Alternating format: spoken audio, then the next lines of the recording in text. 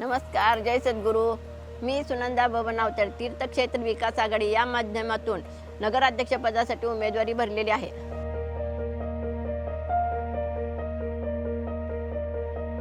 प्रत्येक प्रभागातून गेल्यानंतर गटारी कंप्लीट तुंबलेल्या असतात आणि त्या तुंबलेल्या गटारीवर झाकण पण नाही, त्या उघड्यावरच असते.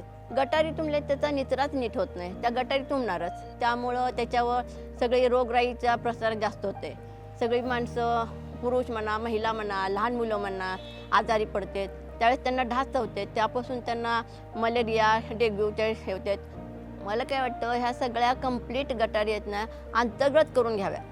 मला वाटतं की मी आता नगराध्यक्ष पदासाठी उभारले आणि मला ह्या नागरिकांनी जर निवडून दिलं तर ह्या समस्या त्यांच्या सगळ्या दूर करणार आहे. किती दिवस अजून हेच चालणार? चला बदल घडवूया.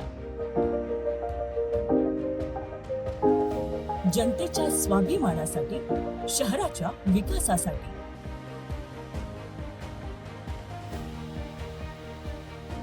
विशेष म्हणजे नगरपालिकेच्या समोरची शाळा आहे, शेजारची शाळा आहे, तिथं गुडघ्याएवढं पाणी साठलेलं असते. त्या शाळेतून मुलांना सुट्टी द्यावी लागते पावसाळ्यात. जेवढे नगराध्यक्ष होऊन गेले आणि प्रशासन होऊन गेले, एकाने सुद्धा त्या गटारीचं काम नीट व्यवस्थित केलेलं नाही. गटारी करताना पण त्या वर खाली केले, त्यामुळं पाणी नीट व्यवस्थित जात नाही आणि त्यामुळं ते पाणी तुंबतंय. त्या पाण्यामुळं रस्त्यावरचा कचरा त्या पाण्यात जातंय. नगरपालिकेचे लोक 8 दिवसातून एकदा येतात, गटार काढतात, कचरावर ठेवतात, परत 8 दिवसांनी आले ते तो कचरा आत गटारीत गेलेला असतोय. तुम्ही आम्हाला नगराध्यक्षपदाला निवडून द्या, आम्ही सगळे तुमचे काम केल्याशिवाय राहणार नाही. किती दिवस अजून हेच चालणार? चला बदल घडवूया. जनतेच्या स्वाभिमानासाठी, शहराच्या विकासासाठी.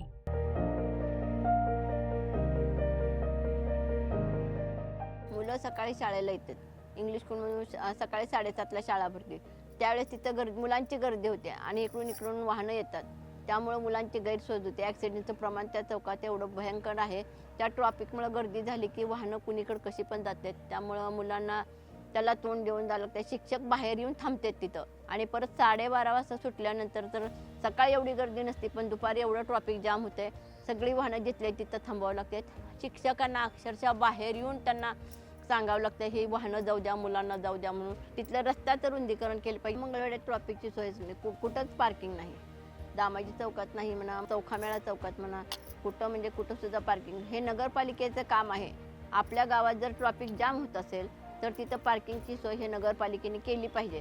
रस्ता मोठा केल्यानंतर, रस्त्याचं रुंदीकरण केल्यानंतर ते ट्रॉफिक पण कमी होईल. हे नगरपालिकेने काम केलं पाहिजे. त्यासाठी तुम्ही मला संधी द्या. तुमच्या संधीचं सोनं केल्याशिवाय राहणार नाही.